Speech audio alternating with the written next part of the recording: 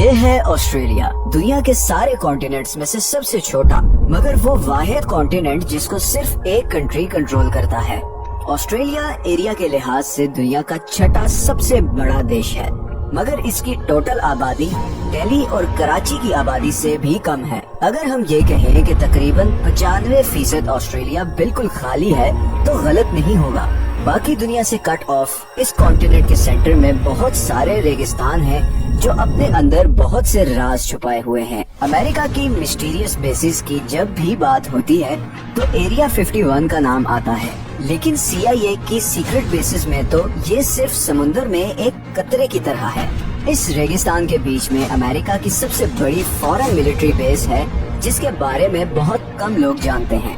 یہی وہ بیس ہے جہاں سے امریکہ پوری دنیا پہ نظر رکھتا ہے، اور نہ صرف یہ بلکہ ویتنام وار سے لے کر افغان اور عراق وار میں بھی اس بیس کا بہت بڑا رول تھا۔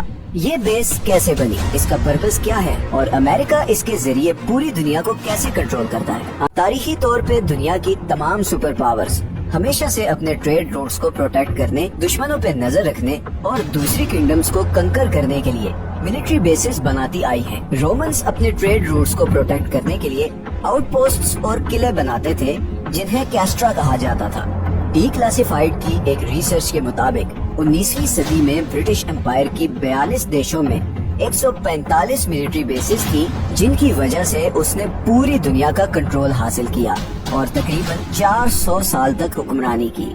کچھ ایسی ہی پوزیشن آج کی ڈیٹ میں امریکہ کی ہے۔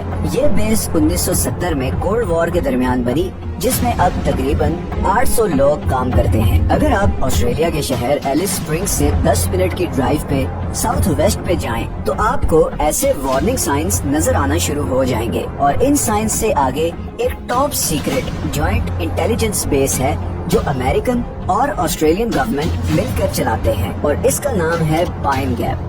اس بیس کا آفیشیل کوڈ نیم ہے پروجیکٹ رین فال، اور اس کے پیچھے ایک بہت ہی مسٹیریس سٹوری ہے جس کے لیے ہمیں 1960s میں جانا پڑے گا۔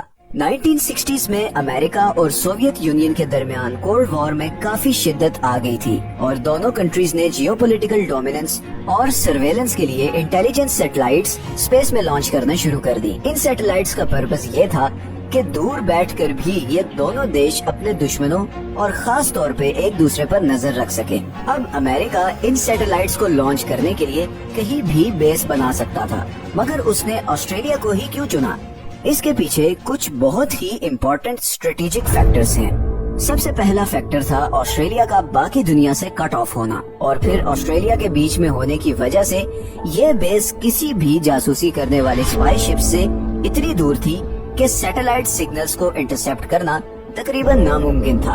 دوسرا فیکٹر یہ تھا کہ یہ بیس کسی ایسی جگہ ہی بن سکتی تھی جہاں پر آس پاس کے پہاڑ یا ٹیلے 6 ڈگری سے زیادہ نہ ہو، تاکہ ایسٹ اور ویسٹ میں موجود سیٹلائٹ اسٹیشنز کے ساتھ زبردست کنیکٹیویٹی قائم رہے، اور اسی کے تھرو انڈیا سے لے کر چائنا، نارتھ کوریا اور رشیا تک کی نگرانی کرنا آسان ہو۔ اور اسی لیے اس بیس کی لوکیشن بہت ہی اسٹریٹجک ڈیسیژن تھا۔ 1966 میں آسٹریلین اور امریکن گورنمنٹ نے جوائنٹ انٹیلیجنس کی ٹریٹی سائن کی، اور پھر 1970 میں یہ بیس اسٹیبلش ہو گئی۔ لیکن یہ بیس بھی صرف ایک چھوٹا سا حصہ ہے ایک بہت بڑے انٹیلیجنس الائنس کا، جس کا نام ہے 5 آئیز۔ 5 آئیز اصل میں گوری چمڑی والے 5 ملکوں کے درمیان ایک انٹیلیجنس شیئرنگ الائنس ہے، جس میں امریکہ، UK، کینیڈا، آسٹریلیا اور نیوزی لینڈ شامل ہے۔ یہ الائنس ورلڈ وار 2 کے درمیان شروع ہوا، اور پھر 1970 میں پائن گیپ کے آنے کے بعد ایک زبردست انٹیلیجنس شیئرنگ میکینزم بن گیا، جس کے ذریعے یہ 5 دیش ایک دوسرے کے ساتھ ٹاپ سیکرٹ انٹیلیجنس شیئر کرنا شروع ہو گئے۔ اس الائنس کی کوریج افریقہ سے لے کر مڈل ایسٹ، اور پھر افغانستان، پاکستان، انڈیا، چائنا اور رشیا سے لے کر نارتھ کوریا تک ہے۔ پورے ایشیا، رشیا اور نارتھ کوریا کی ساری انٹیلیجنس اسی پائن گیپ بیس کے تھرو ہوتی ہے، اور اسی ٹاپ انٹیلیجنس نے CIA کو دنیا کی نمبر 1 اسپائی ایجنسی بنایا ہے۔ لیکن یہیں پر ایک بڑا انٹرسٹنگ پوائنٹ آتا ہے کہ پائن گیپ شاید اتنی بھی سیکیور نہیں اور رشین ایجنسیز کی آلریڈی اس پہ کافی نظریں ہیں۔ اس چیز کا پتہ تب چلا جب رشیا نے یوکرین پہ حملہ کیا تو بہت سارے آسٹریلین ڈیفنس ایکسپرٹس نے وارننگز دی کہ پائن گیپ پر نیوکلیئر اٹیک کیا جا سکتا ہے، کیونکہ چائنا اور رشیا اس بیس پر ڈائریکٹ اٹیک کرنے کی کیپیبلٹی آلریڈی حاصل کر چکے ہیں۔ اس بیس کے بارے میں کافی مسٹیریس باتیں بھی مشہور ہیں۔ اس پورے ایریا میں 18 کلومیٹر تک کسی کو آنے کی اجازت نہیں۔ 2016 میں ایلس ٹاؤن کے کچھ لوگوں نے کلیم کیا کہ انہوں نے پائن گیپ کے آس پاس UFOs کو اڑتے دیکھا۔ اس کلیم کو کبھی ویریفائی نہیں کیا جا سکا اور یہ بات نیوز میں ہی دب کر رہ گئی۔ سپر پاور کے ایجنڈا کے لیے اپنی زمین دینے کا انجام پاکستان ابھی تک بھگت رہا ہے۔ اس بیس کی وجہ سے آسٹریلیا کے لیے فیوچر میں کیا خطرات ہوں گے یہ تو آنے والا وقت ہی بتائے گا۔